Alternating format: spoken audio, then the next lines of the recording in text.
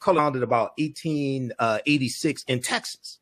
And this co-op grows to about 1.2 million farmers, something like this. It's one of our largest co-ops.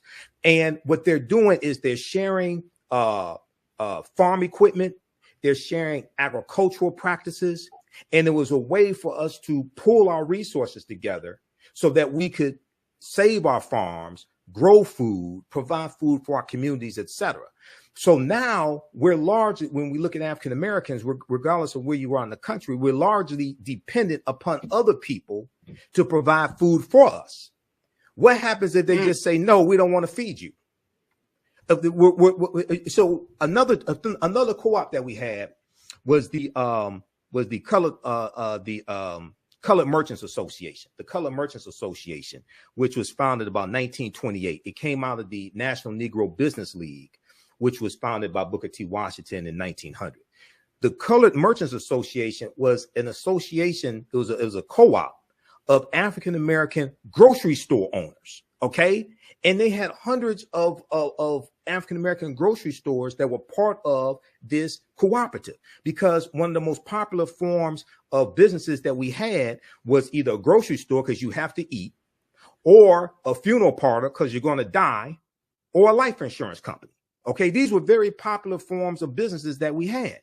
And when you study the Colored Merchants Association, they bought their products in bulk so that they could get economies of scale. They educated their members on accounting practices, marketing practices, things like this. So once again, we have businesses and we're engaged in capitalism, but we have a cooperative economic perspective when it comes to engaging in capitalism, and it's still centered around us being able to feed ourselves and sustain ourselves. And one of the reasons why they created the Colored Merchants Association was so African American grocery store owned by us, African American grocery store owners, could better compete against the white chain stores, okay, the Woolworths and the Kresge's and things like this. This is the early 1900s. All right, folks, I wanted to have a conversation to bring us up to speed with some of the latest around the struggles of Black farmers, as Black farmers has moved forward on filing a lawsuit against the Biden administration, essentially saying that the Biden administration have not held up their end of the bargain when it comes to getting farmers out of debt. This is an ongoing issue. And if you remember, we talked about earlier the last year where we talked about the great struggles of the Black farmer. And one of the big things that President Biden said is that he would invest or allocate, $5 billion worth of funds to help with Black farms, to get Black farmers out of debt and to create more sustainability for their land and for their products and services. Well, Black farmers are still waiting on the check. And so I wanted to have a conversation about this. One is because we just don't seem to talk about farming enough. We don't seem to kind of really bring that into the space of social justice. Yes, we could talk about police brutality. We could talk about housing.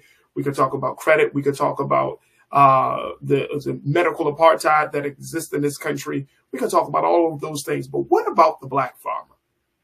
What about that man, that woman who has used their land, tilled the ground, right? Literally tilled the ground to bring something of life to us so we can stay healthy. And this is something that I think that we want to just keep our eyes on. So let me share with you some details about this lawsuit that Black farmers have filed against the Biden administration. Take a look at this, folks. This is coming from the Griot. It says that the federal government has illegally broken a promise to pay off the debts of a group of Black farmers, according to a class action lawsuit. The group hopes to put pressure on officials to keep their word and restore funding that was dropped after a group of white farmers filed legal challenges arguing their exclusion was a violation of their constitutional rights.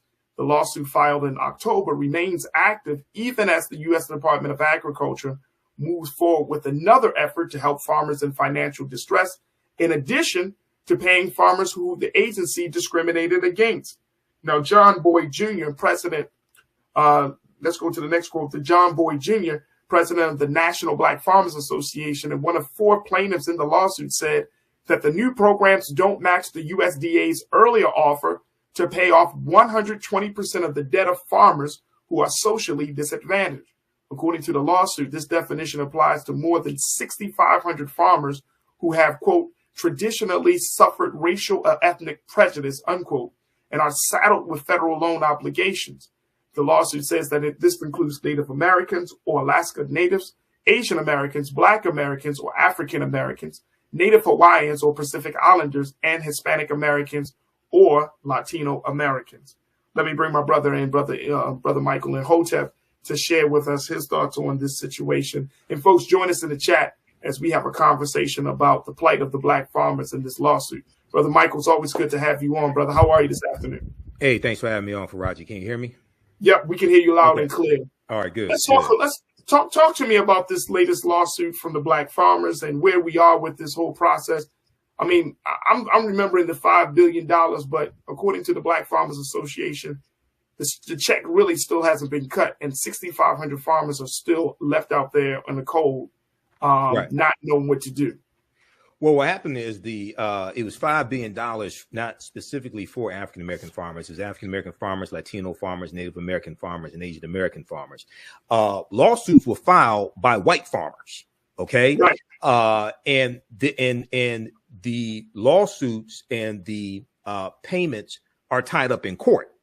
A number of white farmers in different states filed lawsuits. So this is going to have to play out in court. Now, when John Boyd in 2022 was on Roland Martin Unfiltered, I've gotten a chance to talk to him a few times on Roland Martin Unfiltered. He said that the Black farmers are going to fight this out in court, to get the $5 billion in debt forgiveness enforced. He said that lawsuit may go on for 2 years or so.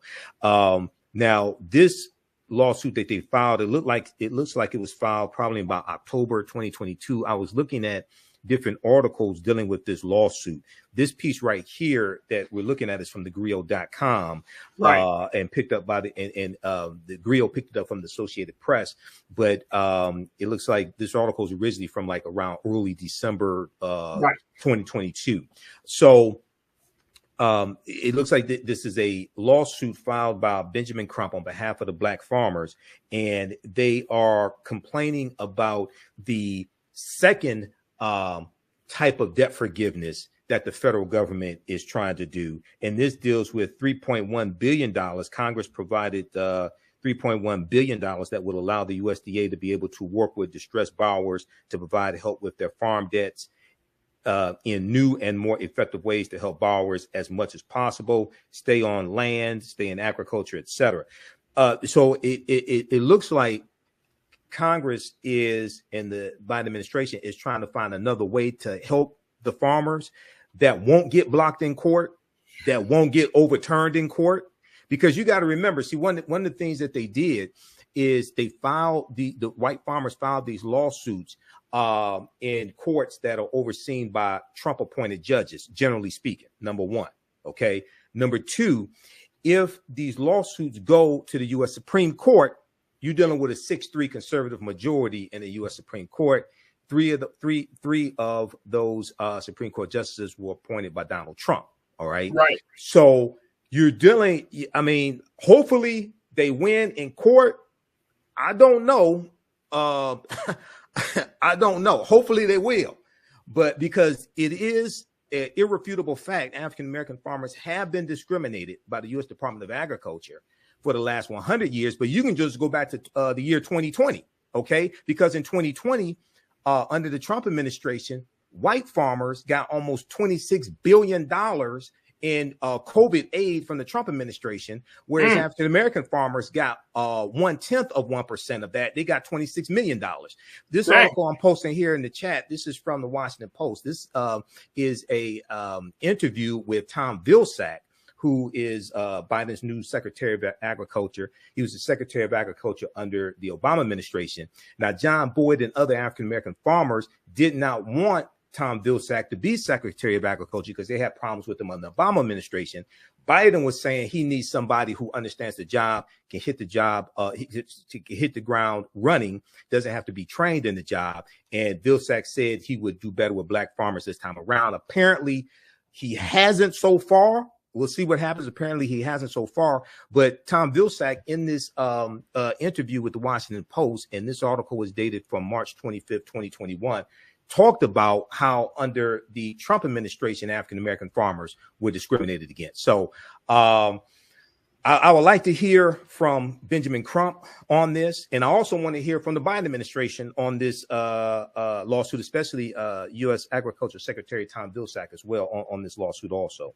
Here's the thing why I brought this up, and I'm glad that you brought some history and some context on this, Brother Michael. The reason I'm bringing this up is because, like I said in my opening statement around this issue, we're just not bringing this into, when we talk social justice, farming is not a part of the conversation, brother. Right, right. You know what I'm saying? I mean, just culturally, like we don't actually think about this. Right. And so, you know, even for me, it's like, Farajii, you know, you got black farmers out there that are struggling right now. Absolutely. So it's like, well, how do we make sure that we have this conversation in a very, very big way, significant way? Of course, we're watching the eyes on the lawsuit, right? And even say if they're blessed to win this lawsuit, that might get drowned in. That's not going to be on the front page of the paper, right? Of our local newspaper. Black farmers win lawsuit. You know what I mean? So I'm just trying to figure out, on a cultural perspective.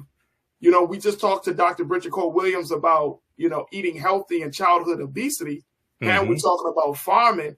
And it's like, man, look, we got some real issues with food in this country. And I think that it's important that we really understand the significance of it. Also, especially given that food costs so much now in a lot of places around this country.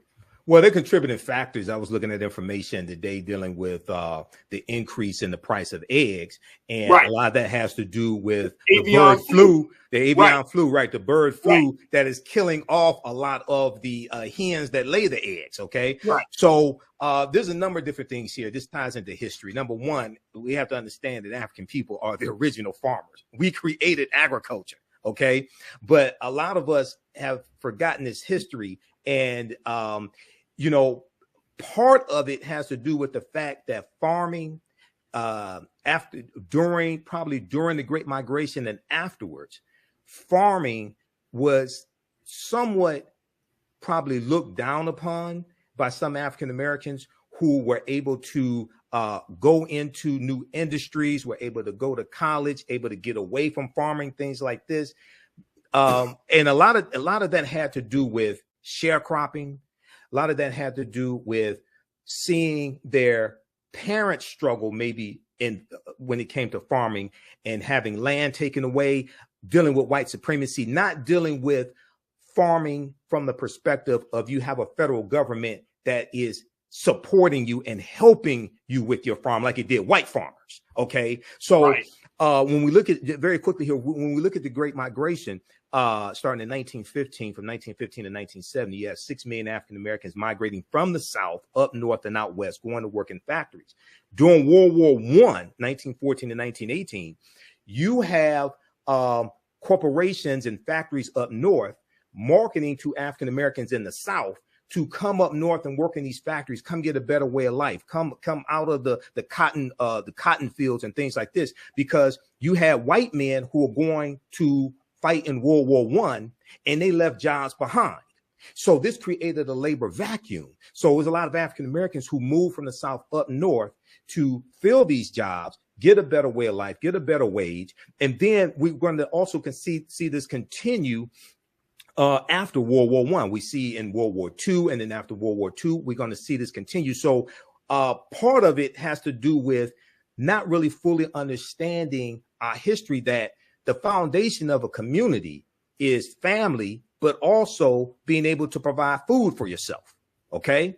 And we have a deep, rich history in when it comes to agriculture. We have a deep, rich history there. And then also part of that history deals with the co-ops, the cooperative economics.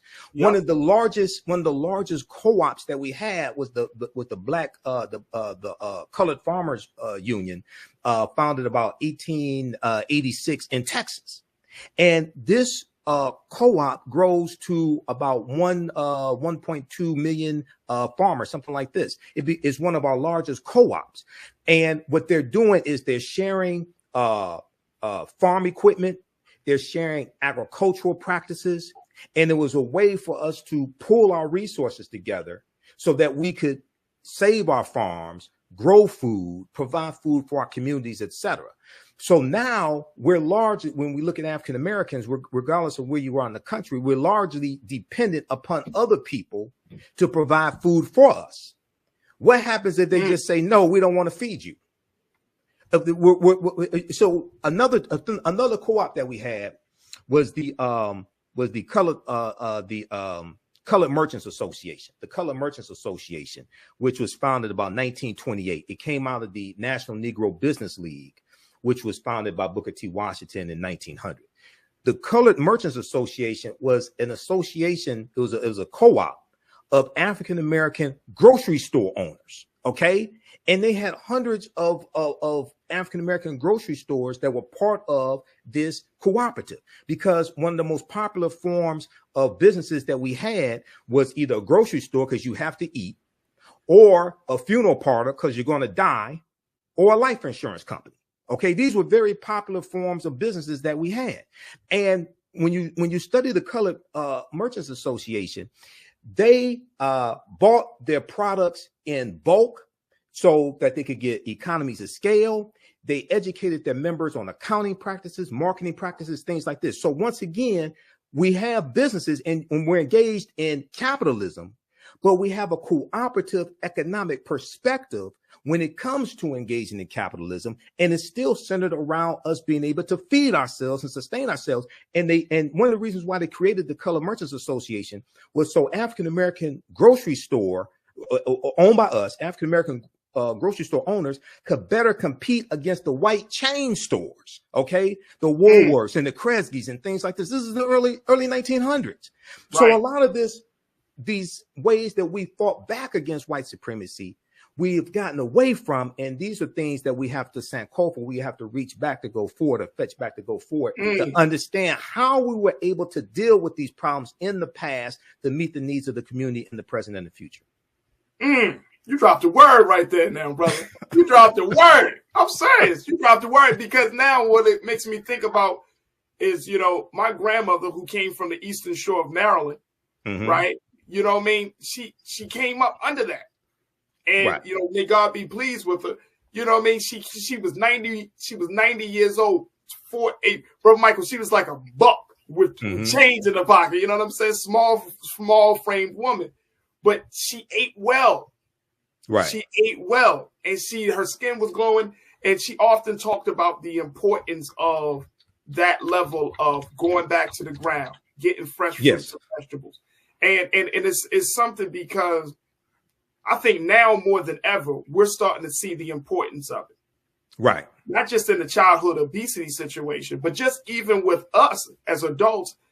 Look, COVID showed a lot, because it opened up the door to show that we're not as healthy as we think we are. Some of us, not all of us, but some of us are not as healthy as we think we are. Right. We are all vulnerable to some sort of medical condition. Absolutely. Whether you eat meat, whether you're vegan, whether you're vegetarian, pescatarian, like the way we're eating, the foods that we're eating in this country, I mean, big food, big food is a major lobby, has a major lobby, and big food has major stake in this government, and how the government, the FDA, the USDA, all of these institutions. Like I asked Dr. Bridget Cole-Williams, who's bringing the fire to these institutions? Right. Because you can't tell the people, hey, y'all need to eat better. Y'all need to watch your sugar intake, your salt intake. You can't tell black folks, y'all have high diarrhea, not diarrhea, diabetes. Y'all have all other issues. But then you're not going after the institutions that produce the food, that manage the food, and that essentially sets the guidelines on what is acceptable and what's unacceptable. Right. So you're dealing like with food deserts and things like this. Brother, you can't do it. How you going to talk about good, healthy food if a person is living 3 miles away from their closest grocery store? Right. So this is let me just back up for a minute here. Yeah. Number one, it's important to understand that the $5 billion in debt forgiveness for farmers of color was in the $1.9 trillion American Rescue Plan. Right. That part of the legislation was put in there by people like Senator Raphael Warnock of Georgia, people like Senator Cory Booker, Senator Elizabeth Warren. I want people to understand no Republicans in the House or the Senate voted for the $1.9 trillion American Rescue Plan. So you can see how African-American farmers are basically getting no help from Republicans, white or black. Not only that, I wanted to be known, and people can go research this. Senator Lindsey Graham, the senior senator from South Carolina, was on Fox News attacking this debt forgiveness. And he said it was racist, and he called it reparations. And he said, if you're a white farmer, you don't get anything. If you're a black farmer, you get debt forgiveness. He didn't say anything about the $20 billion in COVID-19 aid that white farmers got, almost $26 billion, I should say, that white farmers got in 2020 from the Trump administration. And African-American farmers were largely shut out about that. He had amnesia when it came to that. Then also the junior senator from South Carolina, Senator Tim Scott, the Black Tea Party Republican, Senator Tim Scott, he has attacked the debt forgiveness as well, okay, right, for farmers. And John Boyd on Roland Martin Unfiltered said that Senator Tim Scott is doing nothing for the 6,000 black farmers in South Carolina. Okay, now, if we look at, there was a good article from face-to-faceafrica.com that I shared on the African History Network Facebook fan page. This deals with a black grocery store chain that I never heard of, by the way. It's called Yellow Banana, and they own 38 stores across the country. Okay. Really? This is I just posted the link here. Okay. And they've secured $13.5 million to expand. All right. We have to, if it doesn't already exist, there has to be a link. There has to be a infrastructure of where a black grocery store chain like Yellow Banana and any other black grocery store chains out there can build this pipeline to get products and to get produce and any other products from black farmers into these grocery stores to get it into the African-American community. If we can't feed ourselves, I don't know what else we can do. Okay. I mean, that's just basic. Okay. Professor James Small talks about food, clothing, shelter, and safety. These are basic things that African Americans need: food, clothing, shelter, and safety. So you have groups like D-Town Farms here in Detroit and the Black Food Security Network, which is a cooperative, and I'm a member of the cooperative as well. So shout out to them. They're building a cooperative grocery store here in Detroit. Is going to be the cooperative economics, the co-ops that I think really save us. And people like, shout out to Malikia Kinney and everybody at D-Town Farms, but people like Dr. Jessica Gordon-Nemhard, who is probably one of the top authorities on the history of the co-ops. She's been educating a lot of African Americans over the past few years. She wrote a book called Collective Courage, which deals with the history of African-American co-ops and the different types of co-ops and benevolent societies we've had, from the Free African Society in 1787 to Color Merchants Association, different things like this. But it's going to have to go back and study that history and understand, how did we deal with these problems in the past when we're dealing with white domestic terrorism, when we're dealing with segregation, etc. But one of getting this information out about the lawsuit from the black farmers is why African-American owned media is so important, and responsible African-American owned media, because a lot of people don't know that this is taking place. Absolutely.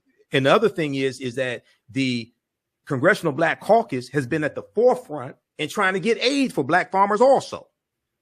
See, that gets left out of the narrative as well. Okay. So all this is extremely important.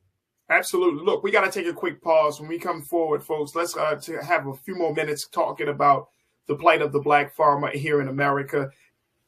All right, folks, welcome back.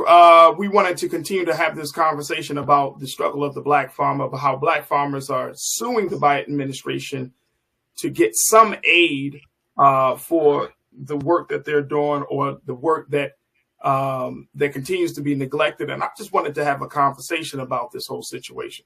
And so we've been checking in with Brother Michael Imhotep, who is the host of the African History Network podcast show. And also you can check him out on the AfricanHistoryNetwork.com. I want to get some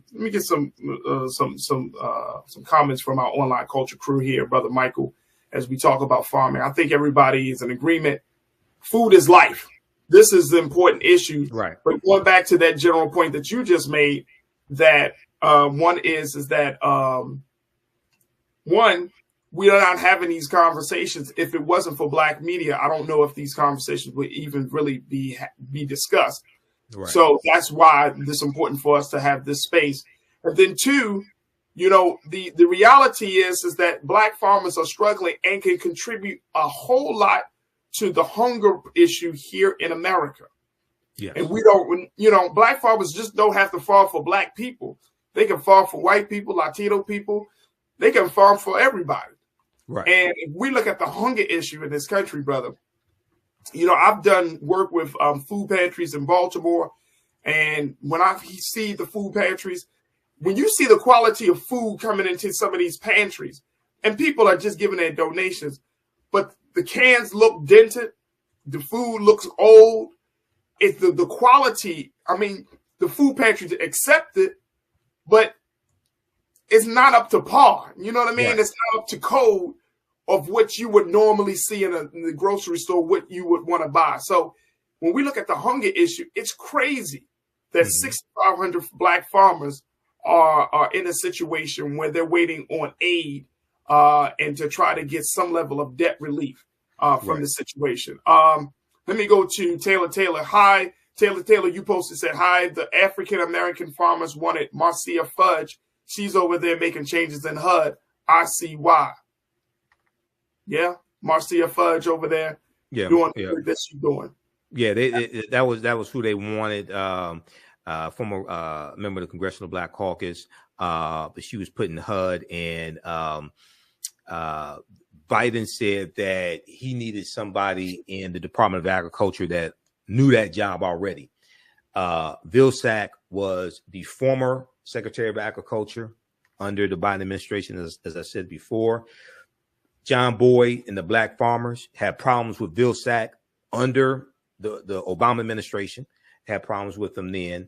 And Vilsack said he would do better this time, at least on this. I don't know about on the other issues than with Black farmers, but at least on this issue here, he has not so far, at least. So hopefully they're successful with their lawsuit. I really want to hear from Benjamin Crump, John Boyd, but also the response from the Biden administration. I haven't seen what the response from the Biden administration is regarding this lawsuit.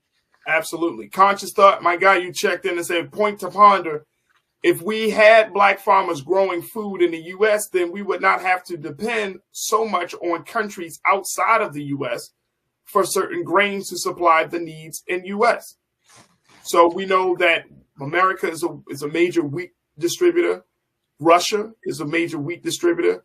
We've had conversations, Brother Michael, talking about the wheat crisis that hit the continent of Africa, and how the Russia-Ukrainian war has affected the food distribution and the food supply in Africa. Mm-hmm. So to Conscious Thought's point of having the Black farmers as a way to bring that in, so we don't rely on that. What do you make of that? What do you take from that? Conscious Thought you would need more Black farmers growing wheat and things like this to be able to really supply the nation, if we just look at the U.S., in to the level that it needs to be. There's about 45,000 or so African-American farmers, and it's declining. All of them don't grow wheat. So you would have to have an increase in the farmers, and they would need some type of federal subsidies to help them be able to do that as well. Because, and then at the same time, here's the other thing that gets left out of the conversation. African-American farmers are competing against the corporate-owned farms also.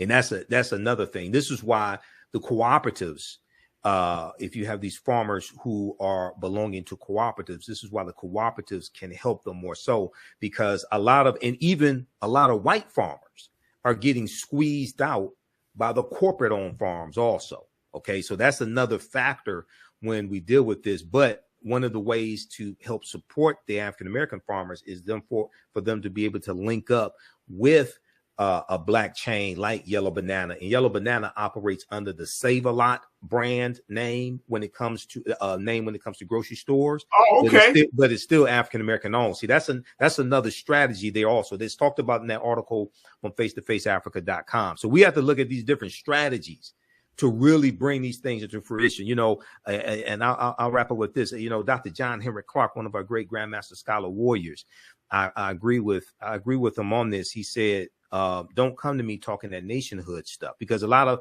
black people say we want a nation. He said, until you have acquired the skills that are necessary to manage and run a nation. You need to understand agriculture. You need to understand oceanography. You have to understand how economies work, how the political structure works. You have to obtain and acquire the skills needed to manage a nation before you can start talking about we want a nation. We want a nation.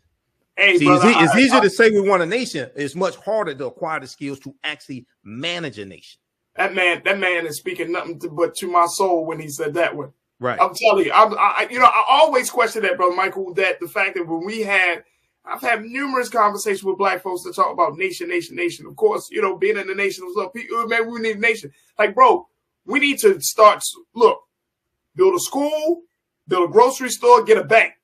Right. Let's start from there.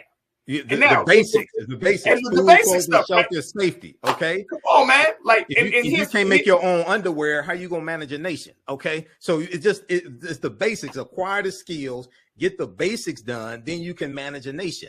And this is the same thing for people who say we need to separate. 99% of people who say we need to separate are still here. They haven't gone anywhere. Okay. So once again, it's understanding, acquiring these skills and utilizing these skills that are needed to build a nation. All right. So it's much more than just a saying or a hashtag or something like that. No, it's hard work. It's a lot more. It's a lot more. And to get to the skills to that point is like, how many of us can really run how many of us really know what it takes to open up a supermarket, for one, let alone to open up a number of supermarkets? I would love to talk to Yellow Banana to get to the folks the leadership of that group, to try to figure out, like, how are you doing this? There was a supermarket in East Baltimore, brother Michael, called Apple and Oranges. Mm-hmm. And they were maybe about 10 blocks or so away from Johns Hopkins Hospital in a part of East Baltimore that was legitimately a food desert. Right. And unfortunately, they closed down. Black owned, closed down, and people were like, well, what happened to it? Brother, I will tell you, and I've gone to it. Every time I drove past it, because it was right on the North Avenue, right on a major road in Baltimore City. Every time I drove past it, 1 or 2 cars in the parking lot. Right. In a predominantly, this neighborhood was black. You know what I'm saying? Right. So, black. It's a couple things here. See, and here's the part. The part is, for us as a people, we have to be kind of reconditioned on how to take action on every step. Okay, we need to recondition to own something. Okay, cool. We need to recondition on how we market it. Okay, cool. We need to recondition on how we engage with it. Like, we gotta, and I'm saying that's how bad our situation is in terms of our mental, the mental condition that we find ourselves. That we actually have to tell black people, if you have a black store, go to it. Now, are the prices going to be the same? No. Mm-hmm. You can't compare one supermarket to Target, Walmart. Right. who has economies of scale and have hundreds of locations. Krogers and Costco. Right. And it's like, and people are like, man, I can get a case of water from from Ralph's for $4 or $5, man, and go to the black man, his joint like $8, $9. Mm-hmm. Okay, because they don't have the quantity. They don't have the volume. Right. So with that, we have to have a total reprogramming of African Americans. This is why African history and culture are so important. They give us our VIPs, our values, our interests, and our principles. They influence our psychology, which influence our actions and behaviors and our results. And they also influence how we engage in economics. So a lot of people say we need more businesses. We need more businesses, but they don't talk about the need to support African American owned businesses so they can stay in business. Okay. This is why I taught entrepreneurship for 7 years, and a lot of people over the past 10, 15 years were saying we need more black businesses. I said, no, we need to increase the percentage of our disposable income that we spend with black owned businesses, because what happened, we went from like about 2.7 million black owned businesses around 2012, 2016, somewhere around there. We went up to about 4 million, but the average revenue was cut in half. It went from about $106,000 a year to somewhere around $52,000, $56,000 a year. And then when COVID hit by April 2020, about 41% of black owned businesses had shut down. Okay. So it's not having just more, it's understanding you have to support the ones that exist. Otherwise, they're going to go out of business. Okay. So I encourage people to read the article dealing with Yellow Banana, because it talks about how there was 3 entrepreneurs who started this business, and they have law degrees from like Harvard. Two have law degrees from Yale. One has an MBA from Harvard's business school. Okay, and they talk about how they started the business and the need and why they started the business to be able to provide food for the community. Are we still here? Yeah, we're still good. We're still good. I'm just marinating off of that.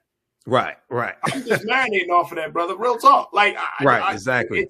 We got to take a quick pause, but really quickly, I mean, we cannot allow this situation with our black farmers to go unnoticed.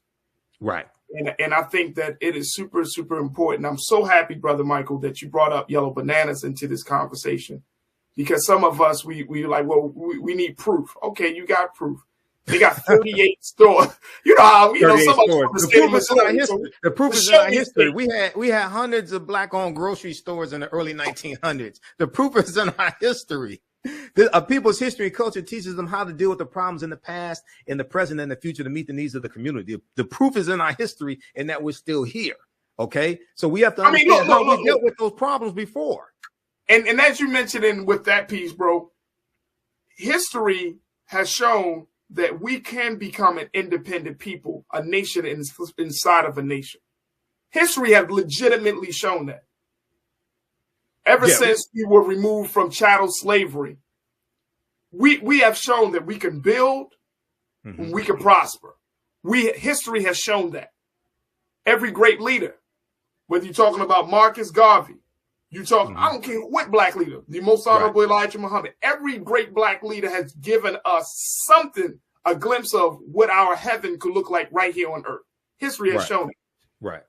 We just got to go back to, like you said in the earlier remark, do the same Kofa and go back and look at it. Because we trying to reinvent the wheel in 2023, man. And it's like, bro, we don't need to reinvent the wheel. Let's just look at what they did. Look at how they did it. Dealing with much more, right? They were dealing with some serious issues.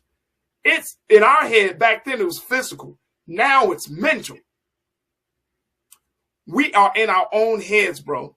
Right. We are in our own heads about our liberation, our existence. And at this point, we got to get out of our own heads. All right, go to African History Network, y'all. Check out AfricanHistoryNetwork.com. Yeah, because tonight's class, 7 p.m. is going to be a free class. And Saturday's class, 2 p.m. is going to be a free class. We have the link there to register for those sessions. Tuesday, January 10th. Saturday, January 14th, we're going to have free sessions, so you can join us for the class. Visit theafricanhistorynetwork.com. There it is. Brother Michael Imhotep, always a pleasure to have you on, brother. Look forward to reconnecting next week. Thank you. Hotep, everybody. Hey, this is Michael Imhotep, founder of the African History Network and host of the African History Network show. I'm a talk show host, researcher, lecturer, writer, and historian. And I want to let you know about our next class session of my 16-week online class, Ancient Kemet, the Moors, and the Ma'afa, Understanding the Transatlantic Slave Trade, what they didn't teach you in school. It's going to take place Saturday, January 14th, 2023, 2 p.m. to 4 p.m. Eastern Standard Time. And this class session is going to be a free class session. So you can visit our website, theafricanhistorynetwork.com, theafricanhistorynetwork.com, and click on the link that says register here to register for the free class session. Free session on January 14th. Click right there to register for the free class session. So this is a 16-week online class that I'm teaching. This time around, normally it's 12 weeks. This time around, it's going to be 16 weeks. And we deal with thousands of years of history and what leads up to the transatlantic slave trade taking place. You can register for the full class if you like to. You can register for the full class. It's on sale $60, regularly $130. And we do the sessions live. All the sessions are archived and recorded.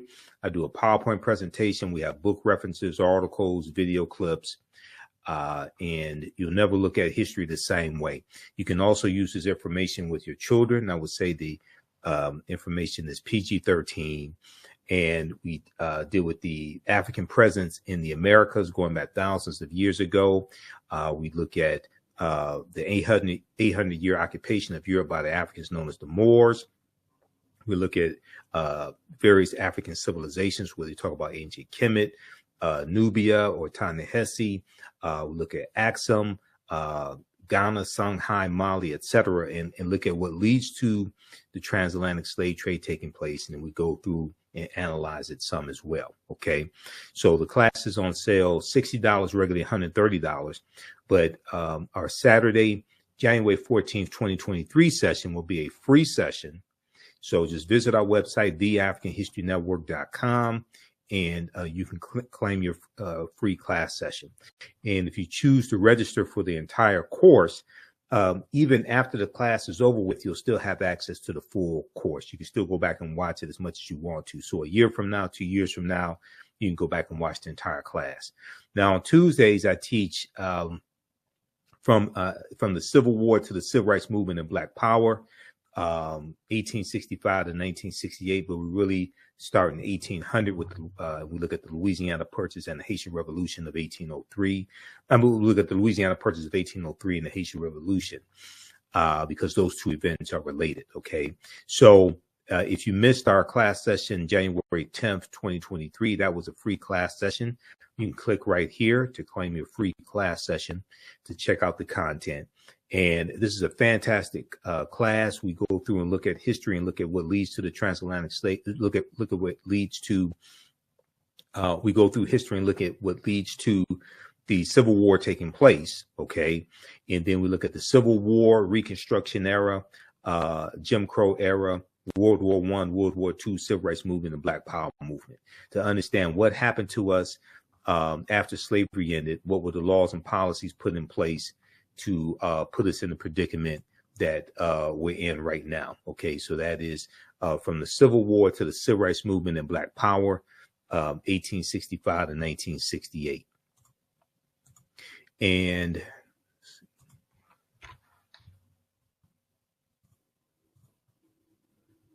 so we go through and look at history chronologically to see what led to the Civil War taking place. Okay. And we look at things like the Missouri Compromise of 1820, the Kansas-Nebraska Act of 1854. We look at the end of, we look at the Mexican-American War, 1846, 1848, the Treaty of Guadalupe Hidalgo of 1848, where the U.S. gets the territories that make up Colorado, Arizona, New Mexico, California, Utah, and Nevada. All that was Mexican territory. We look at the Civil War, 1861, 1865, Reconstruction era, 1865, 1877, the Jim Crow era, Plessy versus Ferguson, 1896, Great Migration, 1915, 1970, World War I, World War II, Civil Rights Movement, and Black Power movement. To understand what happened to us after slavery ended, what were the laws and policies put in place to bring us to where we are today, to understand where we need to go from here. Okay, so that class is on sale, $60, regular $130 as well. You can claim your free class session that we did on Tuesday, January 10th, and you can join us in our next class on January 17th. That Tuesday class we do 7 p.m. to 9 p.m. Eastern Standard Time, from the Civil War to the Civil Rights Movement and Black Power. Okay, so visit our website, theafricanhistorynetwork.com, and when you go to the top of the page, we have information about our radio show and our social media handles.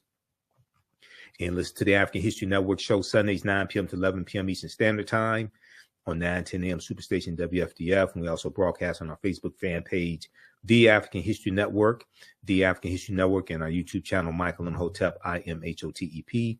We have our PayPal and Cash App information as well. Here, $ the AHN show through Cash App and PayPal, paypal.me/the AHN show, so you can support the African History Network. And scroll down and have our 15 lecture digital download bundle pack of some of my lectures. Okay, so you can order that as well. And we have our online classes. Now we have a course bundle where you can get both classes on sale for $100. That's an over $260 value. Okay, and that is a course bundle for $100, both classes. If you've taken any of my online classes in the past, email me at ahnshow@theafricanhistorynetwork.com, ahnshow@theafricanhistorynetwork.com, or just click on contact the African History Network at the top of the page, and email us, and you'll get 50% off the course bundle. Okay, so visit our website, theafricanhistorynetwork.com. And we hope to see you in our next class. And remember, our Saturday, January 14th, 2023 class is going to be a free class session. All right. And then our next classes after that of ancient Kemet, the Moors, and the Ma'afa, understanding the transatlantic slave trade, what they didn't teach you in school, will take place on Saturday, January 21st, and Saturday, January 28th. 2023, 2 p.m. to 4 p.m. Eastern Standard Time. Remember, right now, corrects wrong behavior is not over till we win Wakanda forever. And hope to see